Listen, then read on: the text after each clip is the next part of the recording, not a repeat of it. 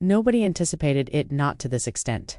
She eventually came forward after weeks of inaction, hazy pictures, nasty rumors, and unending internet turmoil. And the whole room was rocked by what she said.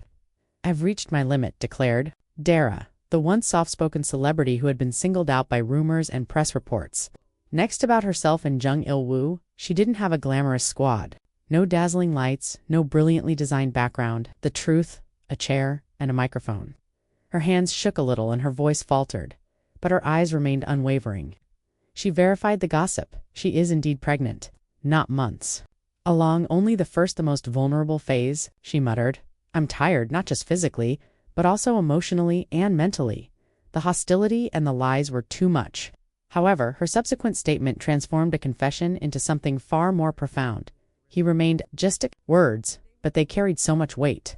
The person who had silently supported her during every storm, Jung Il-woo, stayed. He didn't conceal anything. He stayed despite her pushing him away and every time he was there, to remind her that she was still deserving of love, bring soup, hold her hair, and sit in silence. This declaration of pregnancy wasn't the only one. A never-before-seen love story was revealed to the public.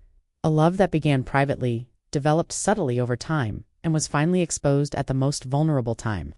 Their names were popular on all platforms in a matter of minutes. Critics stirred, fans celebrated, and the media rushed to change their reports. But now that the truth was out, and it came straight from her, none of it mattered. And he showed up just when everyone in the room believed they had heard everything. He didn't require an address. The phrase, "I'm not going anywhere," was sufficient. The air was melted by that one line. Just a man who meant what he said, with no flash or PR line. He went on to say, "I love her and I love the life we're building together."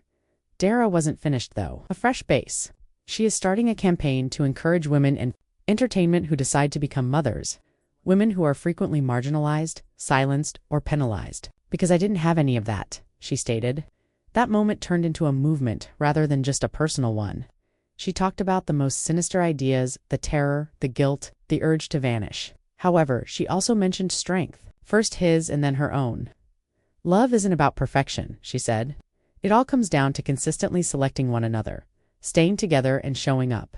She put a gentle palm on her belly, turned to face him, and said something that only he could hear as the lights went out. Share your favorite quote from her speech in the comments section if this moment moved you, because drama wasn't the focus today.